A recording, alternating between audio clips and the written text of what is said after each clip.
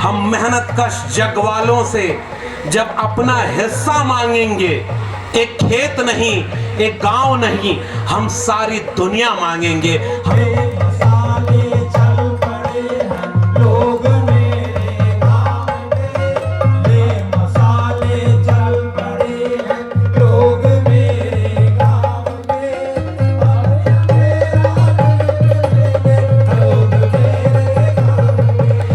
उसे यह फिक्र है हरदम, नया तर्ज़े ज़फ़ा क्या है, मेरा ये शौक कि देखें सितम की इंतहा क्या है। दहर से क्यों खफा रहे, चरख का क्यों गिला करें, सारा जहां अदू सही, आओ मुकाबला करें। कोई दम का मेहमा हूं ऐ अहले महफिल, चरागे सहर हूं बुझा चाहता हूं। हवा में रहेगी मेरे ख्याल की बिजली, ये मुश्त खाक है फानी, रहे रहे न रहे। ऐसे भगत सिंह को मैं याद करना चाहता हूं।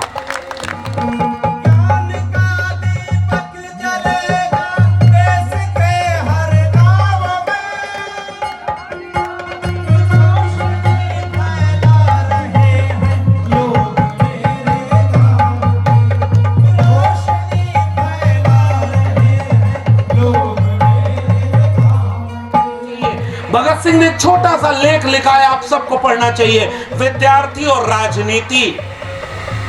भगत सिंह उसमें कहते हैं कि ये जो तुम विद्यार्थी बनकर के करियर बनाना चाहते हो, इस करियर बना करके तुम इस राजनीति के शिकार होगे। और वही बात डॉक्टर राम मनोहर लोहिया ने व्यवस्थित तरीके से कही कि अगर अच्छे लोग राजनीति में नहीं आएंगे तो बुरे लोगों की राजनीति के शिकार होंगे।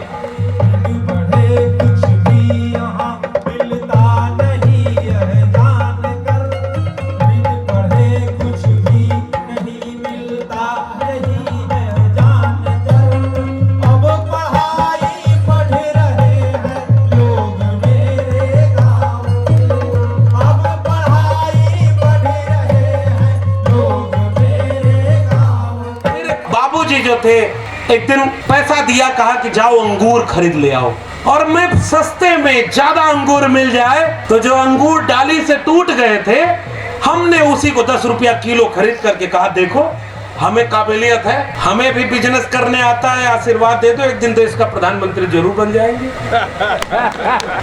और फिर उन्होंने पूछा कि जो तुमने इतना कम पैसे में इतना अंगूर क्यों लिया, तो कहा कि हमने कहा सस्ता मिल रहा था। कहा जो गुच्छे में था वो, हमने कहा वो 20 रुपए किलो मिल रहा। उन्होंने कहा कुछ समझे, हमने कहा नहीं। कहा जब तक गुच्छे में हो औकात ज्यादा रहती है, टूट कर बिखर जाओ तो ऐसे ही औने पौने दाम पर बेचे जाओ। हमरा हाली पेटवा ममोर रे मलिकावा, हमरा हाली पेटवा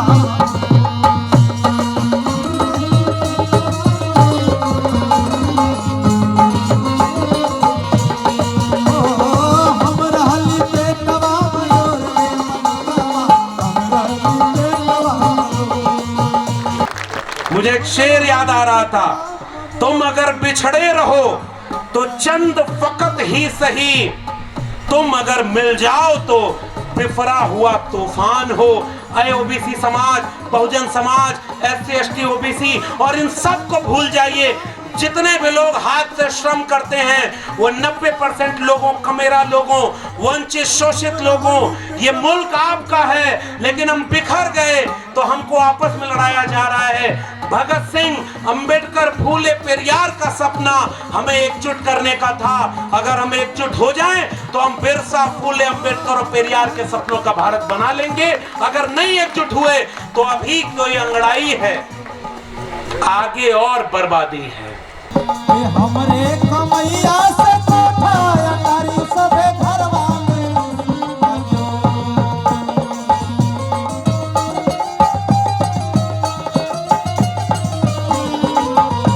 अरे हमरे घरवा हाय रे हाय, हमरे घरवा सुअर के बथोर रे मलिकावा, हमरे घरवा सुअर के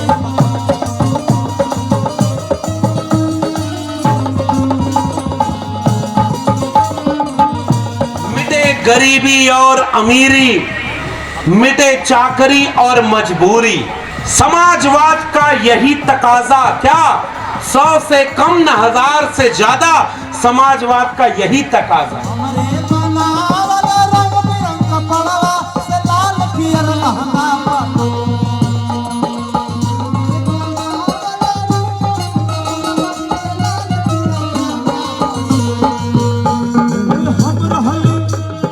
हम रहली जड़ा में ठिठुर रे मलिकावा, हम रहली जड़ा में ठिठुर रे मलिकावा, हम रहली जड़ा में। कि जुनून, हौसला, हिम्मत उम्र की मोहताज नहीं होती, वरना लोग बुढ़ापे में भी अफसोस के साथ मन की बात सुनाते रह जाते हैं। और भगत सिंह कम उम्र में भी ऐसी बात लिख जाते हैं कि हर बार उन्हें याद किया जाएगा, उन्हें कोई इतिहास की किताब से निकाल नहीं पाएगा। हमरे बनावल रंग बिरंग कपड़वा से लाल पियर लहंगा बाटो।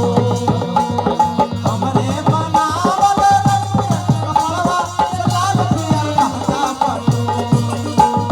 12 अप्रैल महात्मा ज्योतिराव फूले को याद करने का दिन, 13 अप्रैल बीपी मंडल को याद करने का दिन, और 14 अप्रैल इस मुल्क को दुनिया की नजर में एक इंसानों का मुल्क बनाने वाले नायक भीमराव अंबेडकर का दिन। वो तीनों के दिनों को जोड़ लीजिए, सामाजिक न्याय का महीना तो अपने आप ही बनता चला जा रहा है। हम रहली जड़ा में ठिठुर रे मलिकावा, हम रहली जड़ा में। हम रहली जड़ा में ठिठुर रे मलिकावा, हम रहली जड़ा में।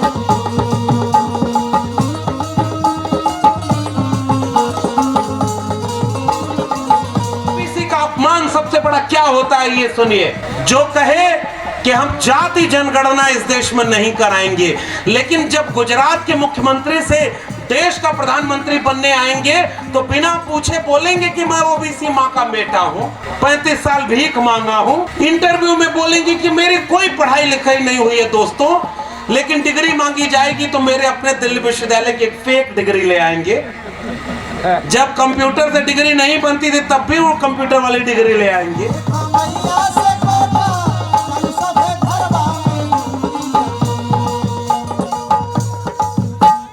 हमरे घरवा हाय रे हाय। और मैं उस गाने के समय देख रहा था, जो पुरानी पीढ़ी के कॉमरेड लोग हैं, मैं उन्हें उम्र के लिहाज से पुरानी पीढ़ी नहीं कह रहा हूं, मैं इस लिहाज से भी कह रहा हूं कि नई पीढ़ी के तमाम लोग जिन्हें कॉमरेड होना था, उनके बीच का शायद हिंदू जाग गया है, जो उनका धर्म खतरे में बता करके कहीं और चला गया है। जैसे आजकल सिलेबस बदला जा रहा है, पता है कि नहीं? इतिहास की किताबों से हम मुगलों का इतिहास हटा देंगे। मुगलों का इतिहास नहीं पढ़ाओगे तो कैसे बताओगे कि इस देश में बहुत महत्वपूर्ण लड़ाई लड़ी थी। उन्होंने पृथ्वीराज चौहान ने और महाराणा प्रताप ने।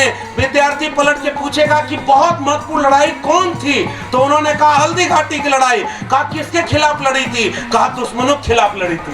कहा नहीं, और वो लड़ाई किसके खिलाफ थी? कहा जुल्म के खिलाफ थी। क्योंकि सिलेबस से कौन निकाल दिया? मुगल काल। तो पढ़ा रहे हैं विद्यार्थी को, अरे साहब जुल्म के खिलाफ तो सब लड़ रहे हैं, इतनी वीरता से वो लड़े किसके खिलाफ थे? कहे एक राजा था। कहे कौन राजा था? कहे वो आउट ऑफ सिलेबस है। ये इस देश के साथ मजाक नहीं हो रहा है तो और क्या हो रहा है? अरे हमारे घर में सुअर के बखोर रे मलिकावा। पहाड़ चढ़ने में मेहनत लगती है, लुढ़क कर बर्बाद होने में कोई ताकत नहीं लगती। उनका काम ही है नफरत का, उनका काम ही है दंगा कराने का, इसलिए उनका काम आसान है। हमारा काम ही है मोहब्बत का, हमारा काम है लोगों को जोड़ने का, हमारा काम है लोगों को एकजुट करने का। हम वो काम करेंगे।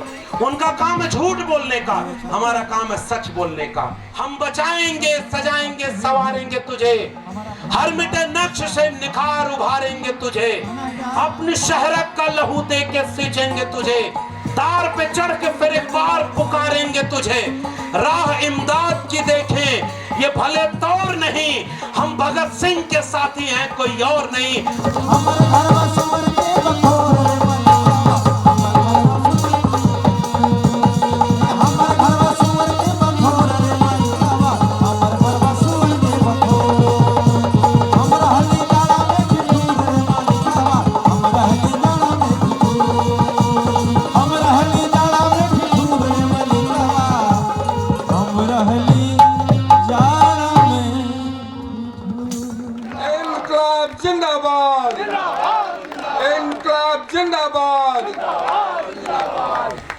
धन्यवाद।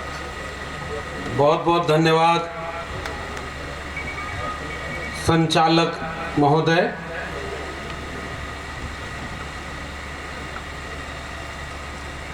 मदनपुर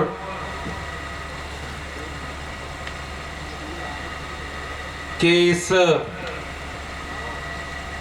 प्रांगण में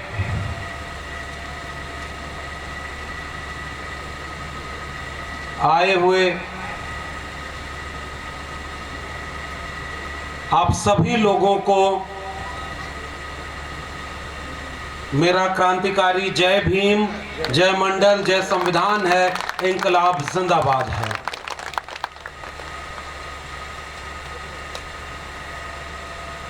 भगत सिंह जयंती के, भगत सिंह शहादत दिवस के दिन पूरा देश उन्हें याद करता है। बाबा साहब की भी जयंती आ रही है, फूले साहब की भी, मगर मुझे लगता है कि कुछ लोग एक व्यक्ति से आगे बढ़कर के एक विचार में तब्दील हो जाते हैं, जो अपनी जयंतियों और शहादत दिवसों या परिनिर्वाण दिवसों तक महदूद नहीं रह जाते। वो हर दिन हमें ऊर्जा, ताकत और हिम्मत दे रहे होते हैं, दिशा दे रहे होते हैं। इसलिए मैं अपने पुरखों में शामिल सबसे बुलंद आवाज शहीद आजम भगत सिंह को क्रांतिकारी सलाम और इंकलाब जिंदाबाद पेश करता हूं।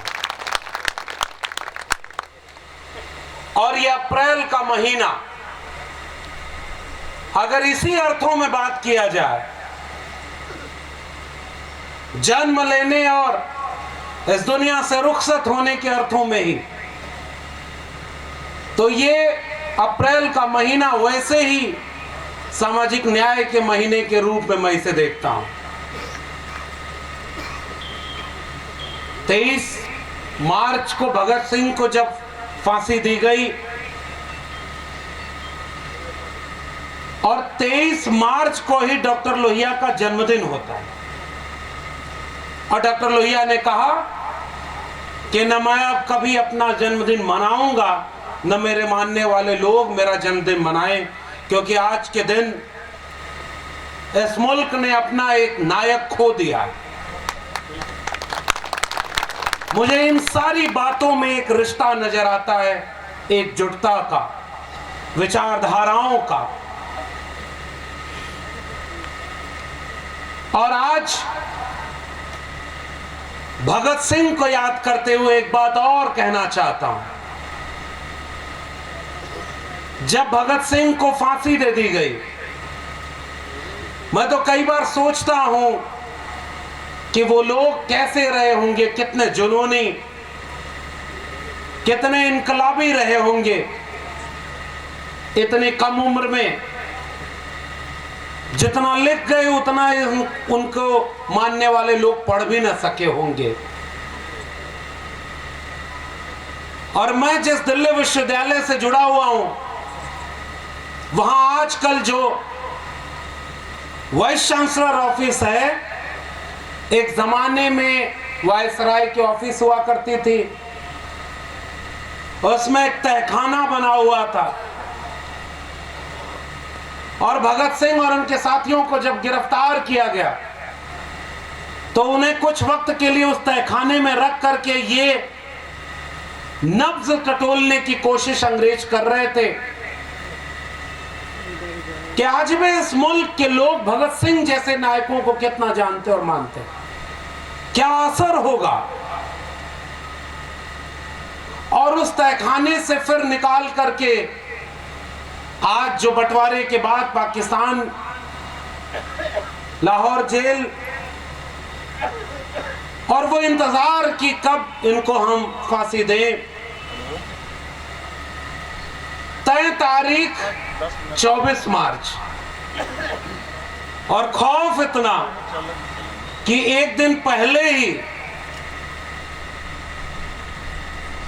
सूरज उगा नहीं, अंधेरे में आनन फानन में कहा गया कि इनको फांसी दे दी जाएगी। और सतलज के किनारे ले जाकर जला रहे थे। जलाने में मुश्किल आ रही थी तो उस पर मिट्टी का तेल डाल रहे थे। जब मैं इतिहास पढ़ रहा था तो मुझे अनायास ही हाथरस की उस बेटी की याद आ गई जिसे आधी रात को ऐसे ही उनके घर वालों की मर्जी के खिलाफ पेट्रोल डालकर जला दिया गया। ऐसे लोग जो उस समय भी खौफ खाए। कुलदीप नैयर ने अभी हाल ही में एक किताब लिखी है सरफरोशी की तमन्ना करके। उसमें एक प्रसंग में लिख रहे हैं कि धीरे धीरे ये जैसे ही खबर बाहर फैलती है लोग सड़कों पर उतर पड़ते हैं, हंगामा बर्पा हो जाता है। फैज अहमद फैज अपनी आंखों से वो दृश्य देख रहे होते हैं कि आग की तरह ये खबर फैलती है। मुझे पता नहीं कि आज के नौजवानों को जो एक हाथ में त्रिशूल लेकर किसी धार्मिक उन्माद की रैलियों में शामिल हो रहे हैं, उन्हें इस मुल्क के निजाम ये इतिहास भी जानने देना चाहते हैं या नहीं देना चाहते। मगर आप तो जागरूक लोग हो। बिहार की जमीन पर जब भी आता हूं मैं एक हिम्मत और ऊर्जा महसूस करता हूं। ये सुबोध जी लोग बैठे हुए हैं, इन लोगों ने कुछ दिनों पहले जहानाबाद अरवल में कार्यक्रम किया। मैं वहां खड़ा हुआ तो मुझे महसूस हुआ कि इस जमीन पर लक्ष्मणपुर बाथे से लेकर के शंकर बिगहा से होते हुए सामंतवाद, मनुवाद और जातिवाद की छाती पर चढ़ करके बहुत तरह के संघर्ष हुए और अपने नायकों में एक ऐसे ही बिहार लेनिन जिन्हें कहा गया बाबू जगदेव प्रसाद की शहादत। कि नागेंद्र जी और संजय जी, इन लोगों ने ऐसा आग्रह किया और एक आकर्षण अपने आप भगत सिंह को लेकर रहा और हमने कहा कि हम यहाँ आएंगे। तो रास्ते में जब हम लोग बात कर रहे थे तो ये जिक्र हो रहा था कि भाई इतनी गाड़ियों का काफिला लेकर स्वागत करने का क्या जरूरत है। तो इन लोगों ने बताया कि ये स्वागत तो आपका है तो है ही, लेकिन जिन रास्तों से ये काफिला गुजर रहा है कुछ और लोग हैं जिन्हें ये पैगाम देना है कि वक्त बदल चुका है। और इसलिए मुझे लगा कि फिर तो ऐसे स्वागत होते रहने चाहिए। ये बहुत जरूरी है वक्त का बदलाव। मगर इस मंच पर खड़े होकर मैं सबसे पहले ये बात कहना चाहता हूं, भगत सिंह अपने जीवन के आखिरी वक्त में बहुत चाहते रहे होंगे। उन्होंने करतार सिंह सराबा को 23 मार्च के कुछ ही दिन पहले एक चिट्ठी लिखी और उसमें एक शेर लिखा। उसे यह फिक्र है हरदम नया तर्जे जफा क्या है, मेरा ये शौक की देखे सितम की इंतहा क्या है। दहर से क्यों खफा रहे, चरख का क्यों गिला करें, सारा जहां अदू सही आओ मुकाबला करें। कोई दम का मेहमा हूं ऐ अहले महफिल, चरागे सहर हूं बुझा चाहता हूं। हवा में रहेगी मेरे ख्याल की बिजली, ये मुश्त खाक है फानी, रहे रहे न रहे। ऐसे भगत सिंह को मैं याद करना चाहता हूं। भगत सिंह ने अपने घर वालों को चिट्ठी लिखी तो मां को लिखा, पिता को कहा कि मां को मत आने दीजिएगा, मेरे अंतिम वक्त में मेरे जिस्म को लेने के लिए उन्हें मत भेजिएगा। अगर वो कहीं कमजोर पड़ गई और उन्हें आंसू आ गए तो लोग कहेंगे कि भगत सिंह की मां कमजोर थी और उनके जाने के बाद रो पड़ी। ये किससे किस भारत को बताने के लिए दर्ज किए गए? आखिरी वक्त में आकर लोगों ने कहा कि भाई तुमसे को अब तो वाहे गुरु को याद कर लो, आखिरी वक्त है।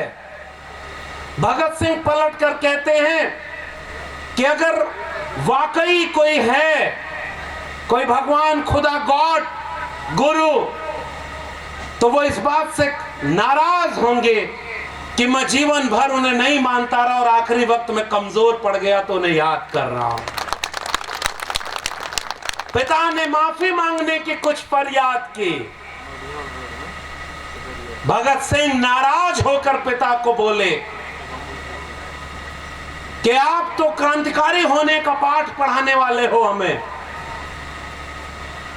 आप हमारे लिए माफी मांगने की हिम्मत कैसे कर सकते हैं? और बहुत खफा हुए। और उसके बाद भी सरफरोशी की तमन्ना और वो मेरा रंग दे बसंती चोला गाते हुए खींच लाई है सभी को कत्ल होने की उम्मीद, आशिकों का आज जमघट कूचे महफिल में है, वक्त आने पर बता देंगे तुझे ऐ आसमां, हम अभी से क्या बताएं क्या हमारे दिल में है। मैं उस इतिहास को जब इस नजर से 2023 में खड़ा होकर अपने एक वैचारिक पुरखे को याद करते हुए देख रहा हूं, तो वो जुनून देखना चाहता हूं, वो हिम्मत और हौसला और वो आखिरी चिट्ठे भगत सिंह के कि जीना तो मैं भी चाहता हूं मगर गुलामों वाली जिंदगी मुझे कबूल नहीं। मेरे लहू का एक एक कतरा इंकलाब लाएगा और माएं अपने बच्चों को भगत सिंह बनाने का ख्वाब देखा करेंगे। मैं 2023 के भारत में खड़ा होकर एक सवाल इस मुल्क के लोगों से पूछना चाहता हूं, क्या भगत सिंह के सपनों का भारत बना? क्या आज माएं अपने बच्चों को भगत सिंह बनाने का ख्वाब देख रही हैं?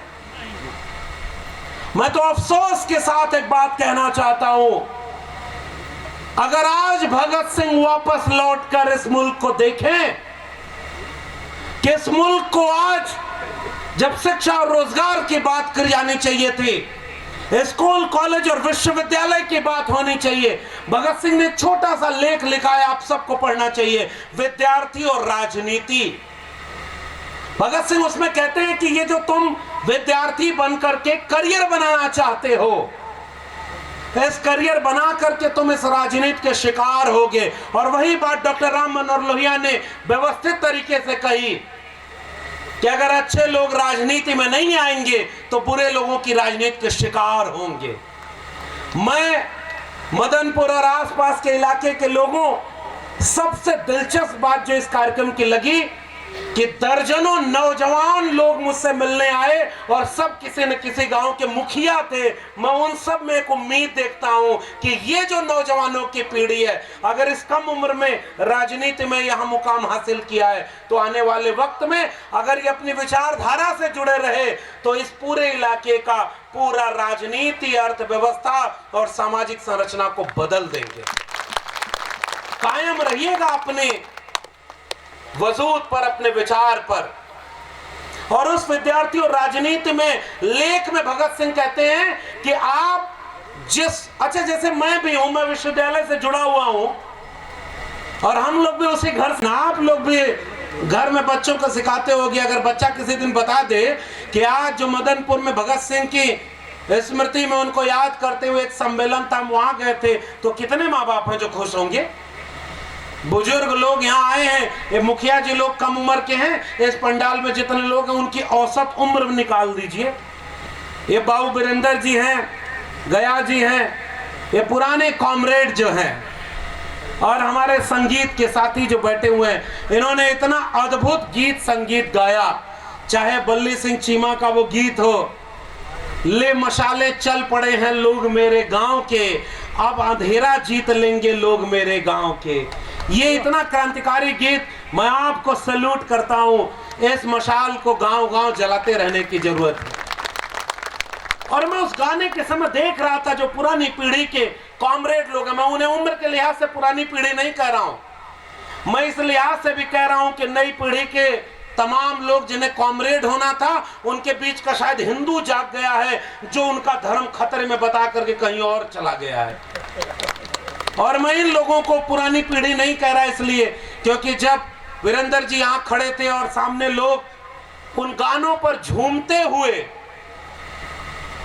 उस संकल्प को याद कर रहे थे, तो मुझे याद आता है कि जुनून, हौसला, हिम्मत उम्र की मोहताज नहीं होती, वरना लोग बुढ़ापे में भी अफसोस के साथ मन की बात सुनाते रह जाते हैं। और भगत सिंह कम उम्र में भी ऐसी बात लिख जाते हैं कि हर बार उन्हें याद किया जाएगा, उन्हें कोई इतिहास की किताब से निकाल नहीं पाएगा।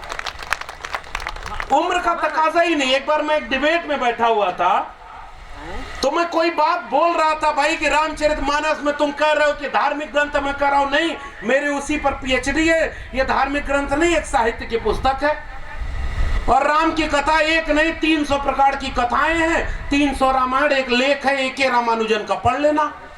वाल्मीकि का रामायण अलग है, कंब रामायण अलग है, दक्षिण भारत की तमाम रामायण अलग है। और अभी तो मैं बोल भी नहीं रहा हूं कि ईवी रामास्वामी नायकर पेरियार की सच्ची रामायण अलग है। सब तो किससे अलग अलग है।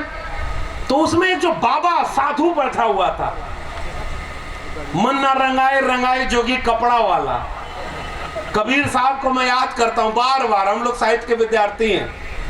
माला तो कर में फिरे, जीभ फिरे मुख माए, और मनवा तो 34 फिरे, यह तो सुमरन नाई। और ऐसे ऐसे बाबा बन गए। अभी सिद्धार्थ जी जिस संकटों की बात कर रहे थे, उन संकटों पर आकर अपनी बात कहूंगा। लेकिन उस टीवी डिबेट में जो बाबा बेसदारी, एक कलयुगी संत बैठा हुआ था, वो मुझसे कह रहा है कि ये जो देखो इसकी बात, ये वामपंथी है, ये हिंदू नहीं है, ये वामपंथी है। मैं सोच रहा था उससे पलट कर पूछूं कि भगत सिंह का क्या करोगे, वो तो असली वामपंथी हुआ करते थे, तुम इतिहास से मिटा पाओगे क्या उनको?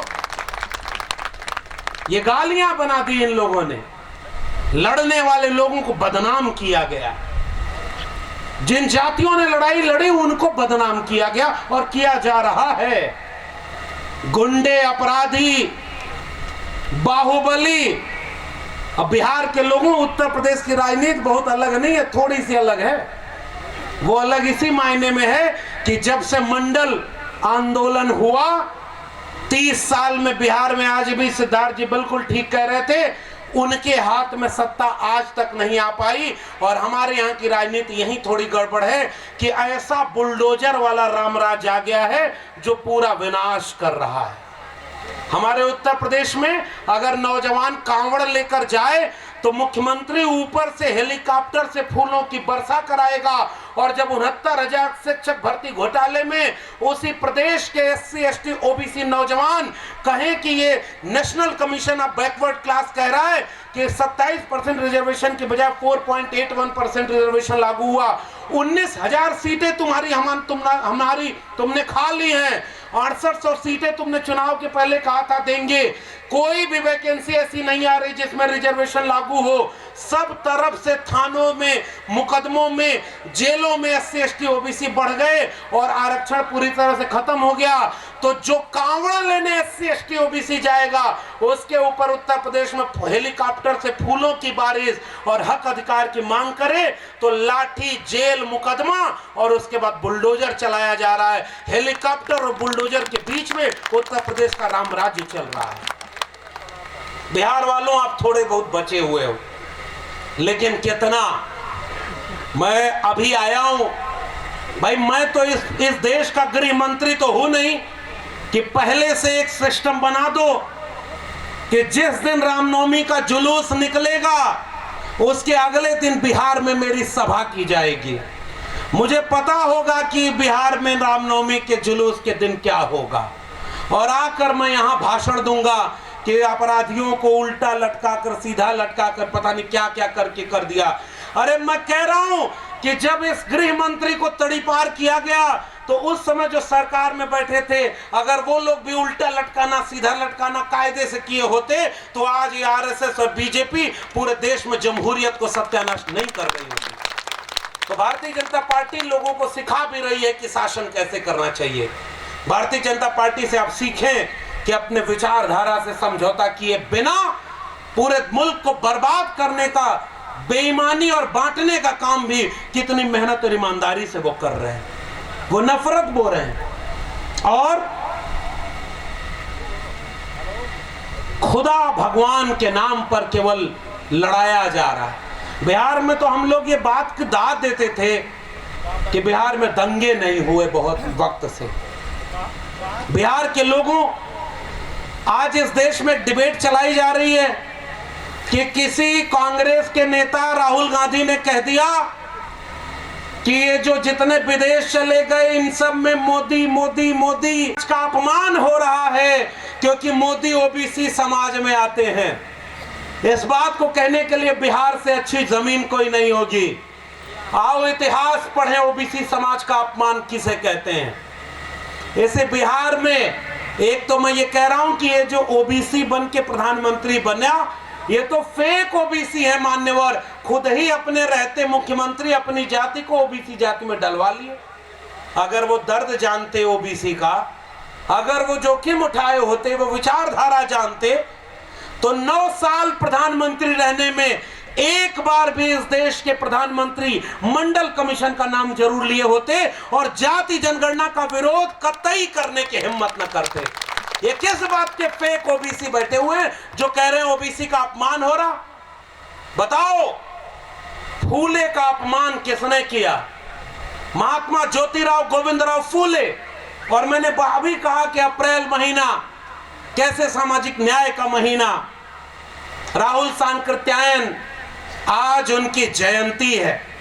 कुछ लोग नए नए इतिहासकार राहुल पर जीवनी लिख रहे तो उसमें वह वाला हिस्सा ही गायब कर दे रहे जो तुम्हारी 6 वाला हिस्सा है, जिसमें उन्होंने ब्राह्मणवाद की कटु आलोचना की है, पाखंडवाद की आलोचना की है।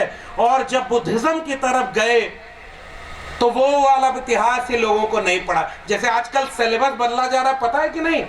इतिहास की किताबों से हम मुगलों का इतिहास हटा देंगे। मुगलों का इतिहास नहीं पढ़ाओगे तो कैसे बताओगे कि इस देश में बहुत महत्वपूर्ण लड़ाई लड़ी थी। उन्होंने, पृथ्वीराज चौहान ने और महाराणा प्रताप ने। विद्यार्थी पलट के पूछेगा कि बहुत महत्वपूर्ण लड़ाई कौन थी, तो उन्होंने कहा हल्दी घाटी की लड़ाई। कहा किसके खिलाफ लड़ी थी? कहा दुश्मनों के खिलाफ लड़ी थी। कहा नहीं, और वो लड़ाई किसके खिलाफ थी? कहा जुल्म के खिलाफ थी। क्योंकि सिलेबस से कौन निकाल दिया? मुगल काल। तो पढ़ा रहे हैं विद्यार्थी को, अरे साहब जुल्म के खिलाफ तो सब लड़ रहे हैं, इतनी वीरता से वो लड़े किसके खिलाफ थे? कहे एक राजा था। कहे कौन राजा था? कहे वो आउट ऑफ सिलेबस है। ये इस देश के साथ मजाक नहीं हो रहा है तो और क्या हो रहा है? और वो जो लोग इतिहास बदल रहे हैं, कुछ दिन में कहेंगे कि गांधी इस देश का विलन है और इस देश का पहला आतंकवादी नाथूराम गोडसे इस देश का नायक है। हम इसे कबूल करेंगे क्या? मैं आपसे सवाल करने आया हूं। और उस बदले हुए इतिहास के दौर में, नाम बदलने के दौर में, मैं एक सवाल पूछता हूं कि बताओ, महात्मा ज्योतिराव गोविंदराव फूले का अपमान किसने किया था? तो 9 अप्रैल के बाद आगे बढ़िए, 11 अप्रैल महात्मा ज्योतिराव फूले को याद करने का दिन, 13 अप्रैल बीपी मंडल को याद करने का दिन, और 14 अप्रैल इस मुल्क को दुनिया की नजर में एक इंसानों का मुल्क बनाने वाले नायक भीमराव अंबेडकर का दिन। वो तीनों के दिनों को जोड़ लीजिए, सामाजिक न्याय का महीना तो अपने आप ये बनता चला जा रहा है। और इसलिए मैं कह रहा हूं, महात्मा ज्योतिराव गोविंदराव फूले का अपमान करने वाले लोग कौन थे भाई? ज्योतिराव फूले के खिलाफ कौन खड़ा था? वो अपमान कभी क्यों नहीं दिखा इस देश के भाजपाइयों और आरएसएस वाले लोगों को? शाहू जी जिन्होंने पहली बार कायदे से इस देश में जाति जनगणना लागू कराई, पहले कराई और आरक्षण के जरिए उसे लागू करा दिया। शाहू जी का अपमान किसने किया? डॉक्टर भीमराव अंबेडकर को छोड़े, उन्हें तो क्या क्या नहीं कहा गया, क्या क्या नहीं झेलना पड़ा। त्रिवेणी संघ का इतिहास मैं यहां बिहार में खड़े होकर याद करना चाहता हूं। त्रिवेणी संघ के इतिहास में जिन लोगों ने लड़ाई लड़ी, उन जातियों को बदनाम करने का काम किसने किया? और उसके बाद अर्जक संघ और जगदेव बाबू को जिस तरह से निर्मम तरीके से हत्या की गई, वो हत्या करने वाले लोग कौन थे? वो ओबीसी का अपमान था कि नहीं अपमान था? महामना रामस्वरूप वर्मा के खिलाफ कौन लोग खड़े थे? और बिहार के लोगों, याद करके इतिहास बताओ। कर कर पूरी कर पूरा, गद्दी छोड़ धर उस तरह, ये किसने गाली बनाई थी कर्पूरी ठाकुर के खिलाफ? वो लोग कौन थे जिन्होंने ओबीसी का अपमान किया कि नहीं किया? उत्तर प्रदेश में उसी जमाने में राम नरेश यादव की सरकार थी और नारा लगा कि दिल्ली से चमड़ा भेजा संदेश, बार बनावे कर्पूरी और भैंस चरावे राम नरेश। ये ओबीसी समाज का अपमान था कि नहीं था? मैं ये सवाल पूछने आया हूं। और आज लोग झूठ बोल करके आपको गुमराह कर रहे हैं। और ओबीसी का अपमान सबसे बड़ा क्या होता है, ये सुनिए। जो कहे कि हम जाति जनगणना इस देश में नहीं कराएंगे, लेकिन जब गुजरात के मुख्यमंत्री से देश का प्रधानमंत्री बनने आएंगे तो बिना पूछे बोलेंगे कि मैं ओबीसी मां का बेटा हूं, 35 साल भीख मांगा हूं। इंटरव्यू में बोलेंगे कि मेरी कोई पढ़ाई लिखाई नहीं हुई है दोस्तों, लेकिन डिग्री मांगी जाएगी तो मेरे अपने दिल्ली विश्वविद्यालय की एक फेक डिग्री ले आएंगे। जब कंप्यूटर से डिग्री नहीं बनती थी तब भी वो कंप्यूटर वाली डिग्री ले आएंगे। बताओ इस मुल्क के लोगों, लालू यादव को, उनके तमाम लोगों को, मुलायम सिंह यादव को, मान्यवर कांशी राम को गाली देने वाले, उनके पढ़ाई लिखाई और मेरिट पर सवाल उठा करके गाली देने वाले लोग आज क्यों खामोश हैं कि इस देश के प्रधानमंत्री की डिग्री अगर झूठी है तो यह अपमान किसी और का नहीं है क्या? और ऐसे वक्त में हम भगत सिंह को याद कर रहे साथियों। हिसाब आपको लेना होगा। जाति जनगणना का विरोध, मंडल कमीशन की केवल 2 सिफारिशें लागू हुई हैं और आज कहते हैं तमिलनाडु का, इसीलिए हम अब जो सलीका है वो याद करने की जरूरत है। उत्तर भारत में राजनीतिक बदलाव बहुत तेज हुआ, सामाजिक और सांस्कृतिक बदलाव कम हुआ। मैं उम्मीद करता हूं भगत सिंह को याद करते हुए अछूत की समस्या और सबसे महत्वपूर्ण लेख जो भगत सिंह का, जो मेरा प्रिय लेख है, मैं नास्तिक क्यों हूं, मैं वहां से भगत सिंह को देखता हूं कि भगत सिंह एक ऐसा देश बनाना चाहते थे जिसमें इंसान के इंसान से मोहब्बत हो। भगत सिंह सांप्रदायिक दंगे और उनका इलाज जब लिख रहे थे तो भगत सिंह जानते थे कि धर्म के नाम पर जब इस मुल्क में लोगों को लड़ाया जाएगा तो ये मुल्क बर्बाद हो जाएगा। मैं वहां से भगत सिंह को याद करता हूं। भगत सिंह इस देश में जाति व्यवस्था के खिलाफ भी सोच विचार करके एक समाजवादी देश बनाना चाहते थे जिसमें गरीब अमीर के बीच कोई खाई न हो, कोई औपनिवेशिक साम्राज्यवादी ताकतें आपको गुलाम न बनाएं। आज भगत सिंह होते तो ये देखकर इस देश के नौजवानों को या इस देश के इस मौजूदा सियासी हालात को देखकर खुश हो रहे होते क्या? ये सवाल हमें अपने से पूछने की जरूरत है। भगत सिंह को असली शहादत देने का वक्त क्या है, तरीका क्या है? उनको जो काम करना था वो तो कर गए, लेकिन जो काम अधूरा है, हम एक नारा लगाते थे। वो जो गीत अभी गा रहे थे ना, हम मेहनत कश जग वालों से जब अपना हिस्सा मांगेंगे, एक खेत नहीं, एक गांव नहीं, हम सारी दुनिया मांगेंगे। हमें उस नारे को फिर से याद करने की जरूरत है। और उन नारों के इतिहास में मेरा प्रिय नारा है जो मैं पूरे देश में जाकर बोलता हूं कि वो नारे कैसे थे जो जनवादी गीतों, क्रांतिकारी आंदोलनों और सामाजिक न्याय के आंदोलन के नारे हैं। मिटे गरीबी और अमीरी, मिटे चाकरी और मजबूरी। समाजवाद का यही तकाजा, क्या 100 से कम न 1000 से ज्यादा, समाजवाद का यही तकाजा।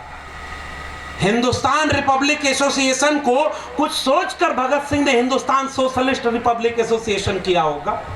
और समाजवाद का एक ख्वाब था, और वो समाजवाद का ख्वाब क्या था? सामाजिक न्याय का ख्वाब था।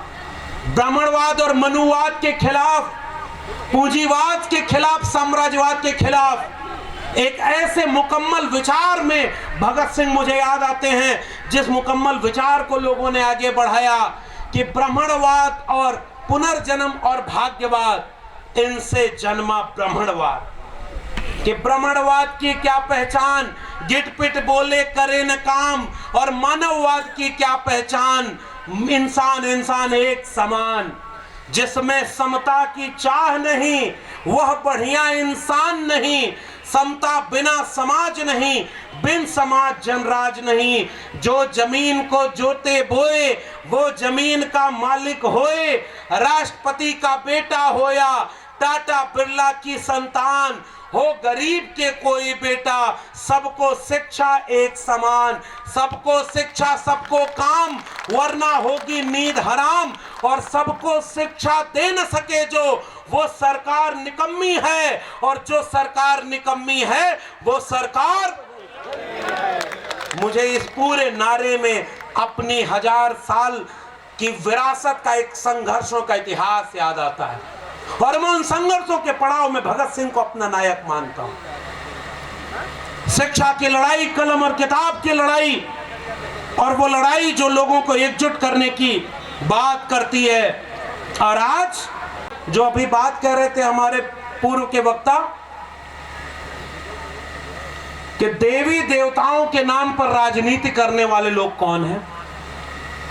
इंसान परेशान है और भगवान के नाम पर राजनीति की जा रही है। मंडल के विरोध में कमंडल की यात्रा निकालने वालों ने ओबीसी का अपमान किया कि नहीं किया? हाथ उठाकर बताइए। मंडल के विरोध में कमंडल यात्रा निकालने वालों ने ओबीसी का अपमान किया कि नहीं? और उस रथ यात्रा का जो संचालन करने वाला था, वो आज प्रधानमंत्री बन के बैठा हुआ है और कह रहा है उसके लोग कि भाई इस देश में ओबीसी का अपमान हो गया।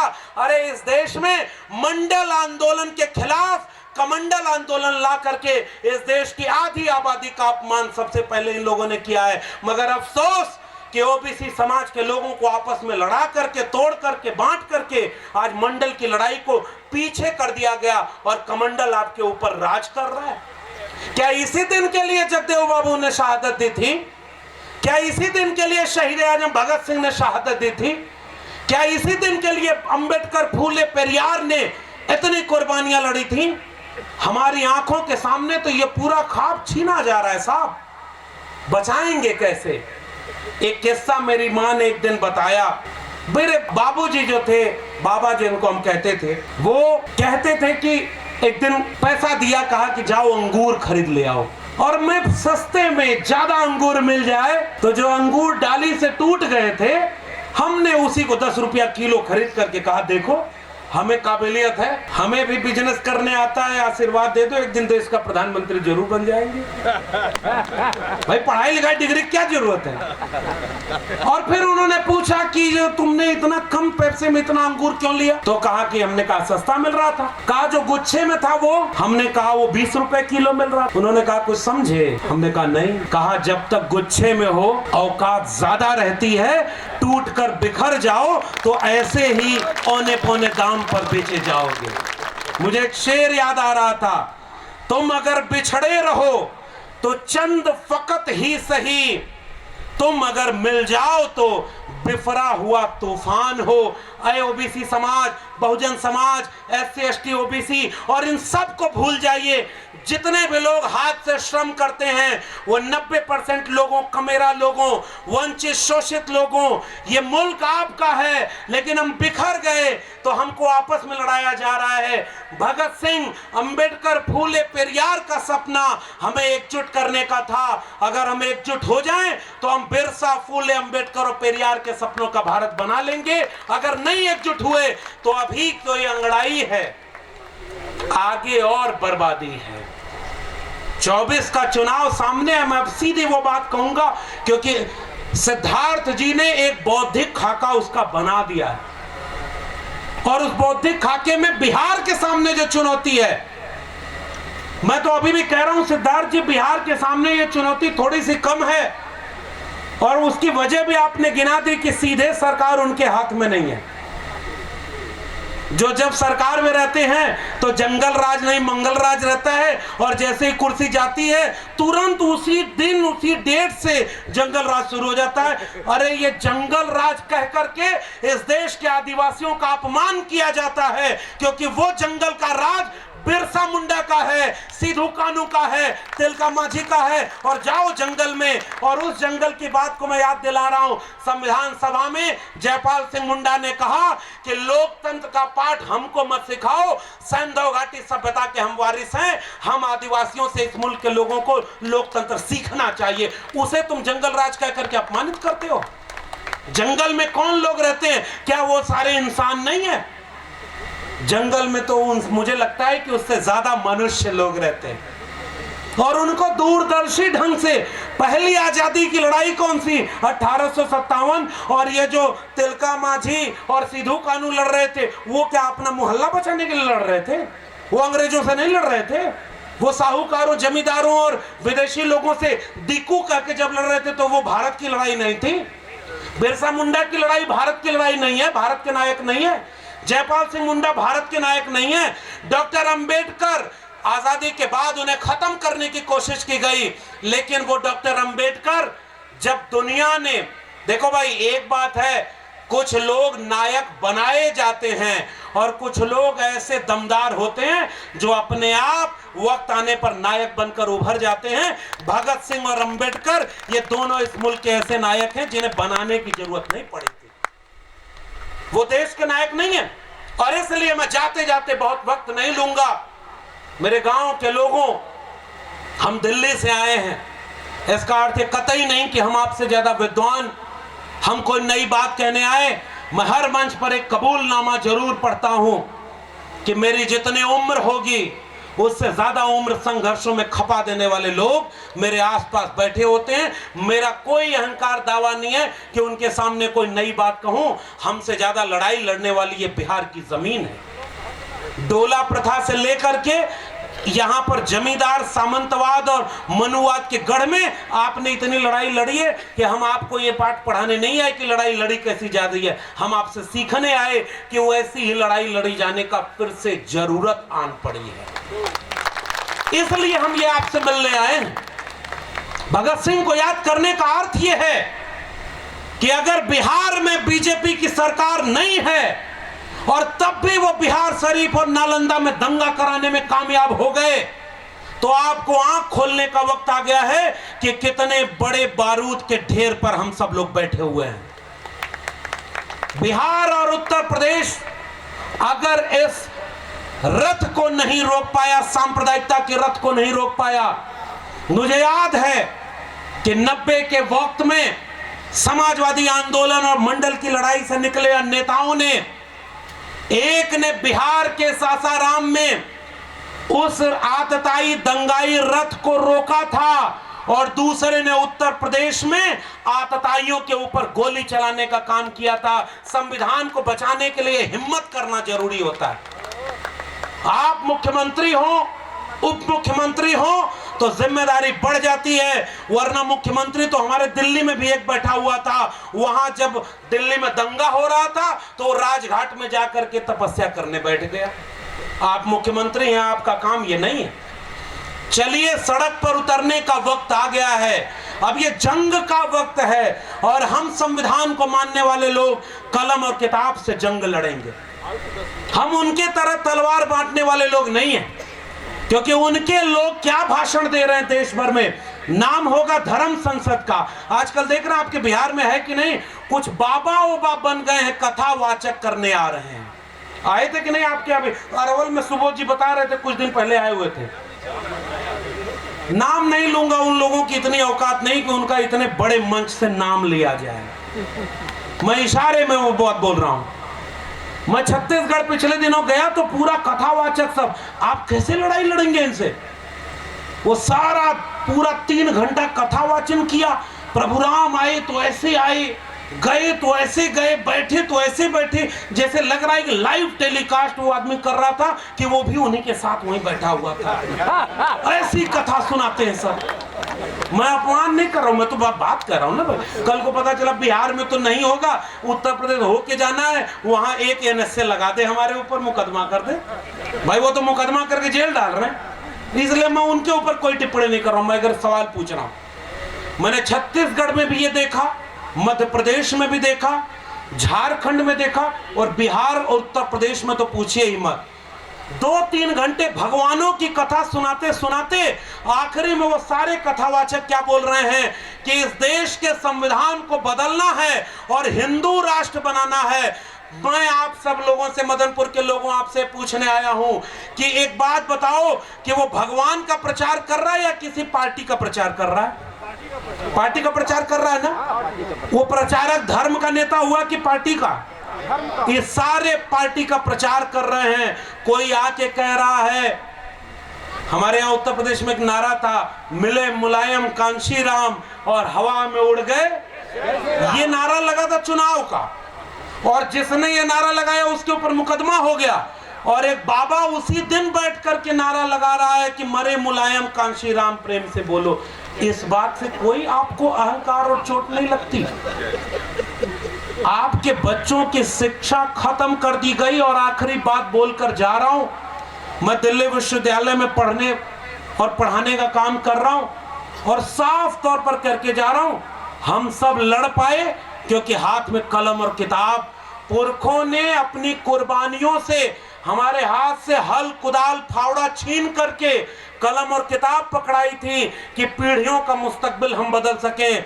मदनपुर के लोगों, इस देश की शिक्षा व्यवस्था को अंबानी और अडानी के हाथों पूरी तरह बेच दिया गया है। आपके आने वाली पीढ़ियों के हाथ से कलम और किताब वापस छीन ली गई है।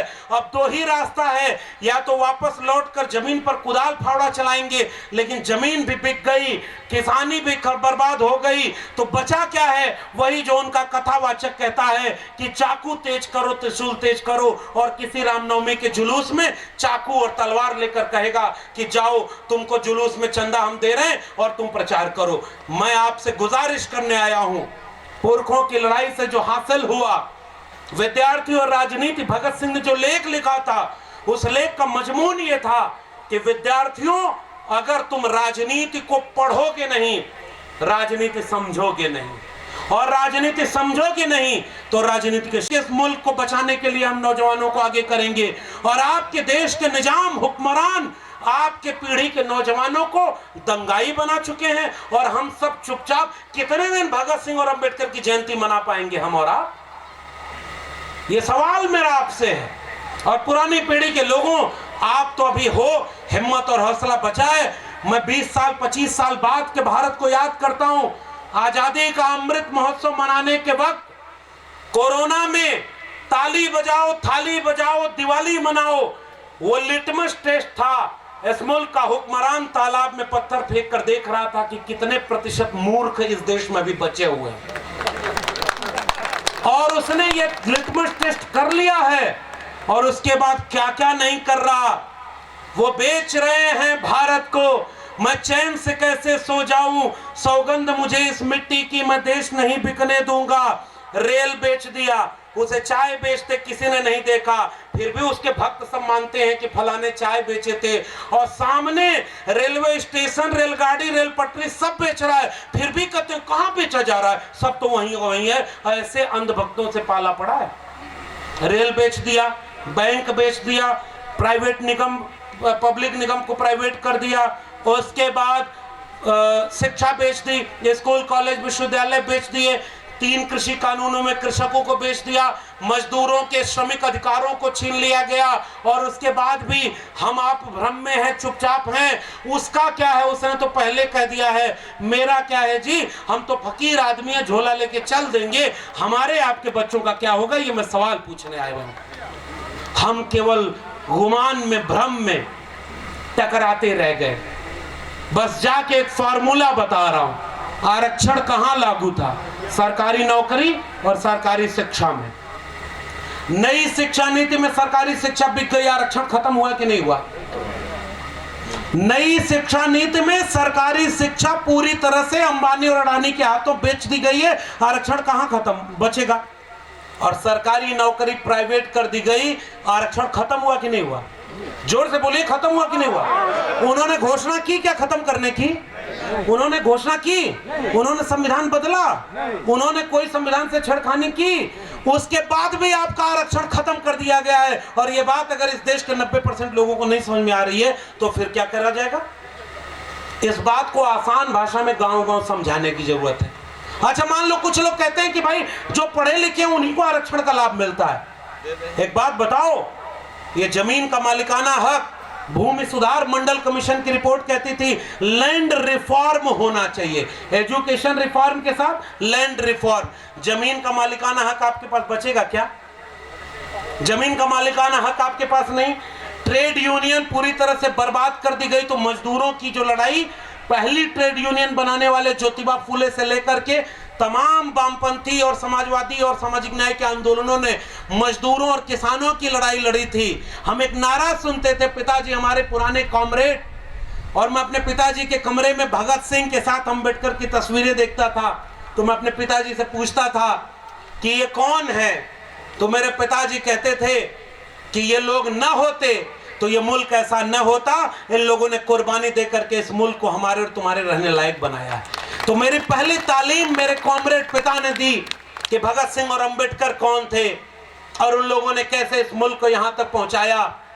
मेरे घर में कोई देवी देवता की तस्वीर नहीं, कोई धर्म का पाखंड नहीं, मगर एक सवाल आपसे पूछ रहा हूं, अगर आपका रोजगार बर्बाद किया जाएगा, सरकारी अस्पताल और सरकारी शिक्षा बर्बाद कर दी जाएगी, तो जिसके घर में कोई बीमार है, कोई लाचार है, शिक्षा मिली नहीं, चेतना मिली नहीं, और सदियों से अचानक कोई आएगा और धर्म वाला किस्सा कहेगा कि फलाने मंदिर में चले जाओ, फलाने माता का व्रत रह लो, फलाने देवी को लुढ़क लुढ़क के जा रहे हैं SC ST OBC कि वहां जल चढ़ाएंगे।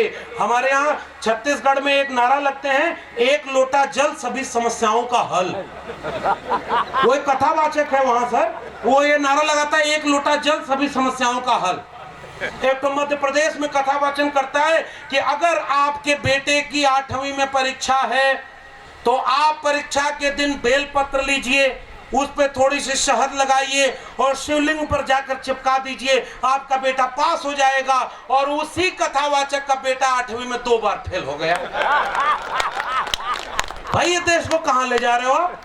ये देश वही है जहां 90-2000 के बीच में जब मंडल की लड़ाई लड़ रही थी, सामाजिक न्याय का आंदोलन मजबूत हो रहा था, तो इन्हीं पाखंडियों ने एक अफवाह फैला दी कि गणेश की मूर्तियां दूध पी रही हैं, और पूरे देश के लोग अपने बच्चे को दूध पिलाना छोड़ करके मूर्ति को दूध पिला रहे थे। अब बंद हो गया क्या दूध पिलाना?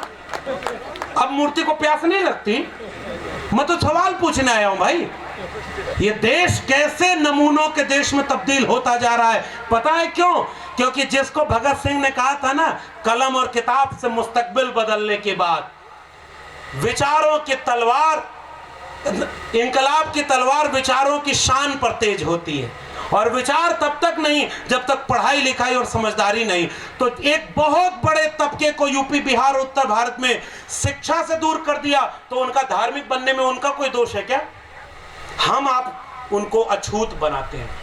एक संघ का व्यक्ति आएगा और कहेगा कि फलाने जी आरजेडी के वोटर हैं, फलाने जो है उनको वोट देते हैं, जेडीयू को देते हैं, और फलाने इनको वोट देते हैं, फिर भी आके आपके सामने कहेगा भाई साहब नमस्कार, नमस्ते, सदावत्सले मत्तो या मातृभूमि, और कहेंगे आप क्या करने आए हो, हटो हटो, हम तो सामाजिक न्याय वाले हैं। कहेगा नहीं साहब, हम आपसे वोट नहीं मांगने आए, आपके घर चाय पीने आए। आप भी सोचेंगे, क्योंकि कमेरा लोग, मेहनत कश लोग दिल के बड़े साफ होते हैं, कहे है तो संघी, लेकिन चलो चाय पिला देते हैं, क्या करें, कोई दिक्कत नहीं। 4 बार चाय पिएगा और 5वीं बार आप तो वैचारिक रहोगे, आपके बेटे को अगले रामनवमी के जुलूस में न लेकर चला जाए तो कहिएगा। आरएसएस वाले यहां काम कर रहे हैं, और हम लोग क्या देखते हैं, तराजू लेकर घूम रहे हैं। 24 कैरेट अंबेडकरवादी कौन है? 24 कैरेट भगत सिंह और कॉमरेड कौन है? हम 24 कैरेट देखते रहे। और वहां से हमारे लोग की अगली पीढ़ी चली गई, रामलला हम आएंगे मंदिर वहीं बनाएंगे। आखिर ये लड़ाई की दिशा हमें कैसे बचानी होगी? नाक छोटी करनी होगी और दिल बड़ा करना होगा। यही मेरा सूत्र है। इसी अपील को लेकर मैं गांव-गांव लोगों के बीच केवल इसलिए जाता हूं, डर लगता है बहुत। आप लोग तो माला वाला पहना के सम्मानित कर देते हैं। सिद्धार्थ जी अभी कह रहे थे जिम्मेदारी तुम्हारे ऊपर बड़ी है। हमको भी लगता है कि हाँ जिम्मेदारी बड़ी है, निभाएंगे। भगत सिंह अंबेडकर को मानने वाले हैं और जैसे ही उधर जाते हैं पता चला कि 4 मुकदमा कर दिया तो हमारे समाज का वकील भी पूछेगा नहीं। जितने लोग हमारे साथ फोटो खिंचवाए सब लोग फोटो डिलीट कर देंगे। हम नहीं जानते कौन है ये, क्योंकि बुलडोजर से और मुकदमे से सबको डर लगता है।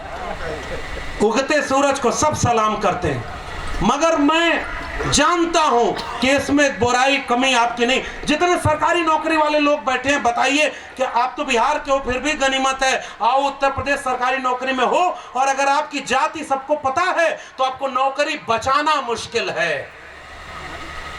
ये वक्त आ गया है, जेल मुकदमा और आपके ऊपर सब कुछ ठोका जा रहा है। और जो आपके इलाके में लड़ता है ना, उसे आपका ही समाज अकेला छोड़ देता है, उसका साथ नहीं देते हम। हर आदमी चाहता है कि भगत सिंह पैदा हो, लेकिन मेरे घर में नहीं, पड़ोसी के घर में। ऐसे भगत सिंह के सपनों का भारत कैसे बनेगा?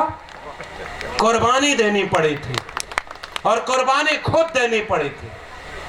मैं आखिरी वाक्य कह के जा रहा हूं, लेटरल एंट्री, प्राइवेटाइजेशन, एजुकेशन को विनाश कर देना, किसानों की किसानी बर्बाद करना, मजदूरों का श्रमिक कानून छीन लेना, श्रमिक अधिकार। ये लेटरल एंट्री में एक बात बताओ, ये ओबीसी को हमने प्रधानमंत्री बना दिया, दलित को राष्ट्रपति बना दिया, 27% कैबिनेट को हमने ओबीसी बना दिया, पहली महिला आदिवासी को राष्ट्रपति बना दिया। और मैं आपसे पूछता हूं, 350 लोगों को लेटरल एंट्री में ज्वाइंट सेक्रेटरी बनाया। बताओ कितने SC ST OBC को तुमने ज्वाइंट सेक्रेटरी बनाया? ये हो रहा है धोखा आपके साथ। जीरो है, शून्य है। और आपकी जाति के लोगों को आगे कर दिया। बिहार में भी अब आखिरी बात है, थोड़ा बहुत राजनीति पे बोली दूं, फलाने जाति वाले हैं तो हमको कुर्सी नहीं मिली तो अपमान हो गया, अब हम चले जाएंगे बीजेपी के साथ खड़े हो जाएंगे। और अभी जो ये कह रहे थे सिद्धार्थ जी, मैं साफ साफ खोलकर कही दूं, 1 साल से कम वक्त बचा है। अगर 24 में आप बचा नहीं पाए इस देश को ना, तो आगे पता नहीं कितना बचेगा कितना नहीं बचेगा। उत्तर प्रदेश में ओबीसी जातियों में से पहले जो यादव ताकतवर थे उन्होंने भी गलतियां की, सीखते सीखते आते हैं सलीका। उन्होंने भी सबको जोड़ने में कामयाबी हासिल नहीं की, लेकिन उनको दुश्मन बना करके बाकी मौर्य और कुशवाहा को कहा गया अगला मुख्यमंत्री तुम्हारा होगा। वोट ले लिया, मौर्य जी पूरा मंदिर में बैठे, बहुमत आ गया है, पूजा पाठ कर रहे हैं कि कल शपथ लेने जाना है।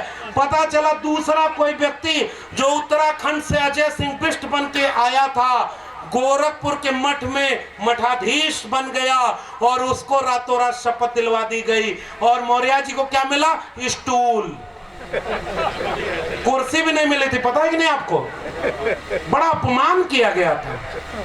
वोट सारा चला गया कहां? हिंदू राष्ट्र बनाने में, और कुर्सी भी नहीं मिले।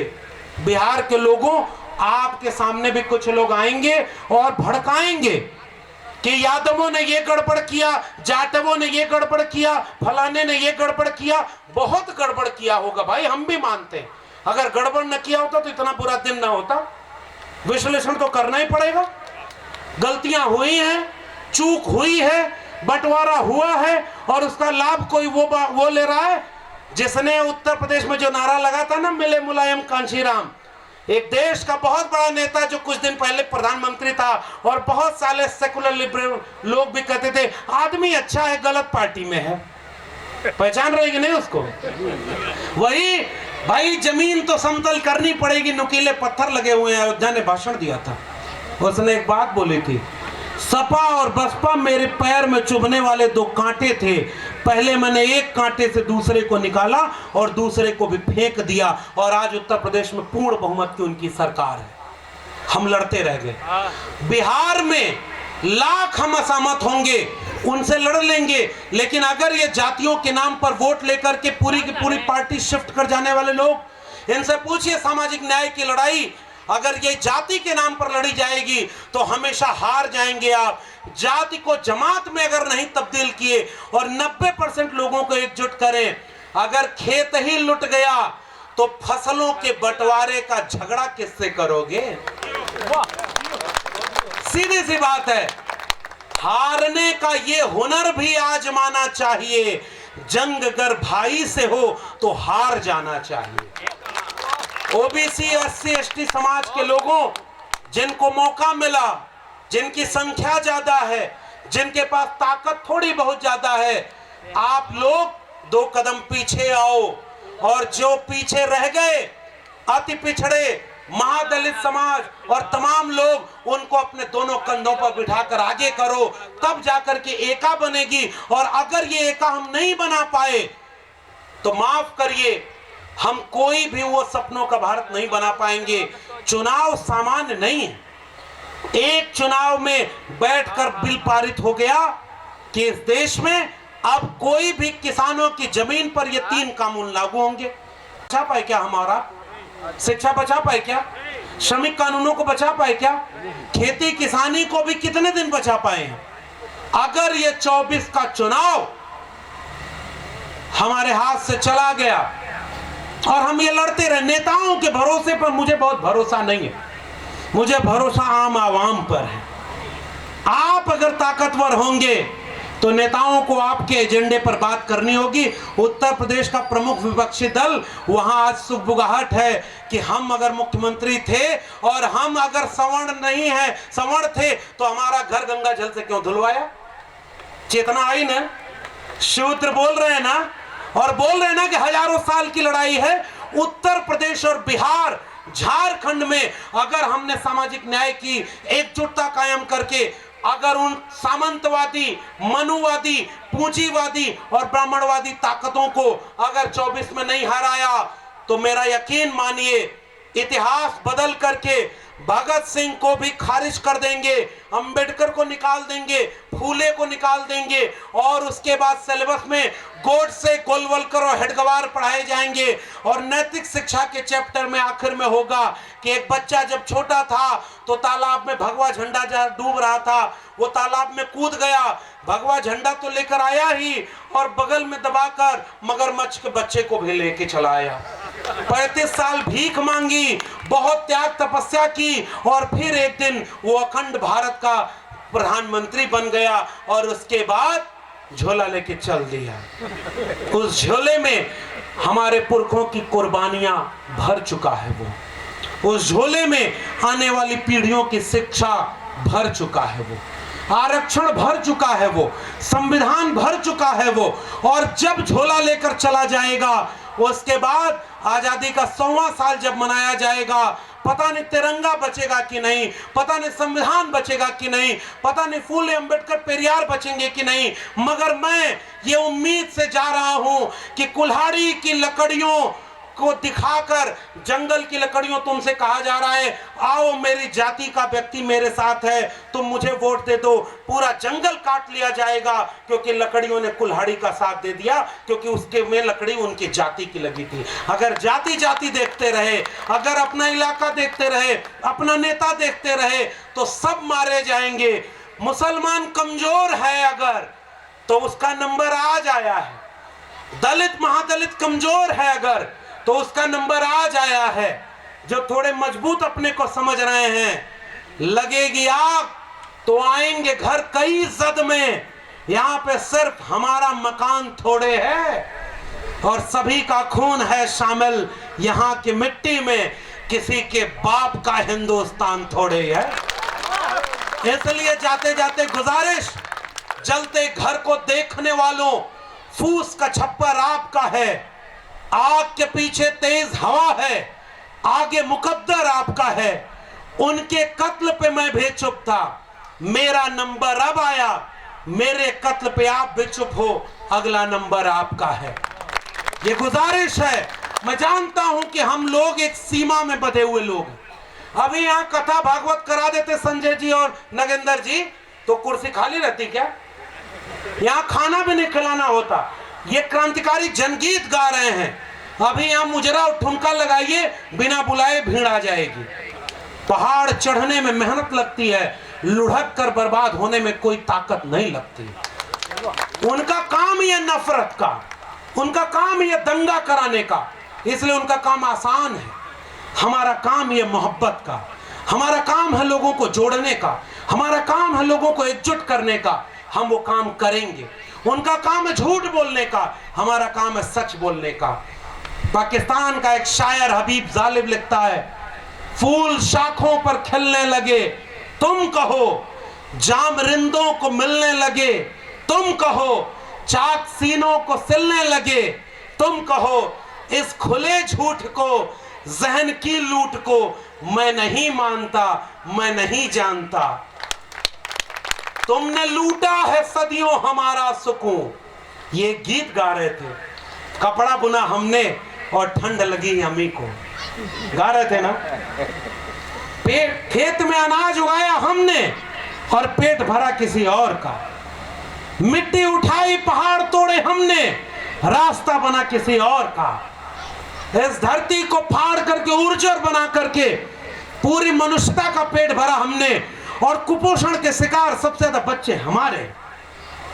इस मुल्क को किसान, कामगार, कमेरा लोगों ने, कुम्हार, लोहार, बढ़ई, नाई, मोची, निषाद, मल्ला, अहिर, गडरिया, कुर्मी, इन तमाम जातियों ने हाथ से श्रम करके विज्ञान और शोध किया। विश्वविद्यालयों से बाहर किसको किया? हमको। 13 पॉइंट रोस्टर किसको बाहर किया? हमको। 2 अप्रैल का भारत बंद में एससी एट्रोसिटी एक्ट किसके ऊपर कमजोर करके लगाया गया? हमारे ऊपर। सभ्यता को बनाने वाले हम, और हम ही को बहिष्कृत कर दिया।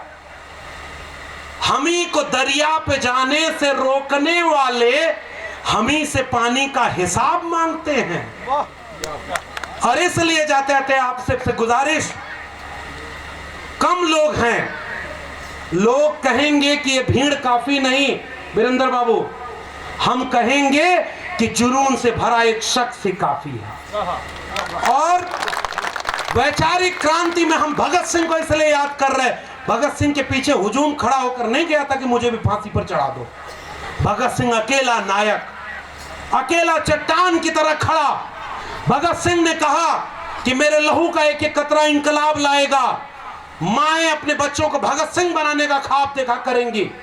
मैं अफसोस के साथ कहता हूं कि आज अगर भगत सिंह आए तो अफसोस होगा कि माएं अपने बच्चों को यह तालीम भी नहीं दे पा रही हैं कि दंगे में मत जाओ।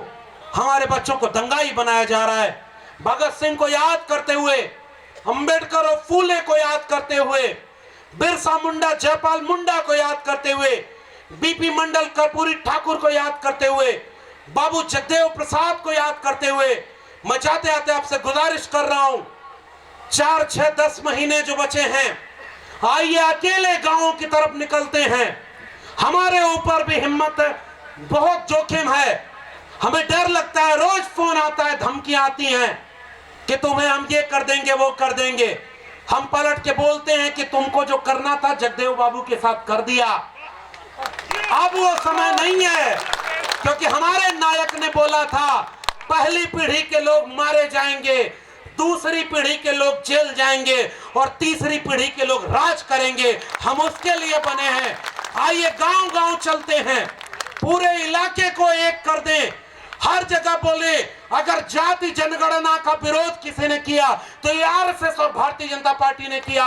एक भी 90% लोगों जाति जनगणना के विरोधियों को वोट मत देना, मंडल कमीशन के विरोधियों को वोट मत देना, संविधान के सामने जो अखंड भारत की बात करता है उसको वोट मत देना। आप हाथ उठाकर बताओ, 40 के 40 सीट पर अगर आरएसएस भाजपा को हरा दिए तो क्या केंद्र में उनकी सरकार बन पाएगी? क्या आज हम का संकल्प लेते हैं कि हम भगत सिंह अंबेडकर के वारिस, उनके विचारों को गांव गांव ले चलेंगे और उन विचारों को एक करके लोगों के सामने जाएंगे।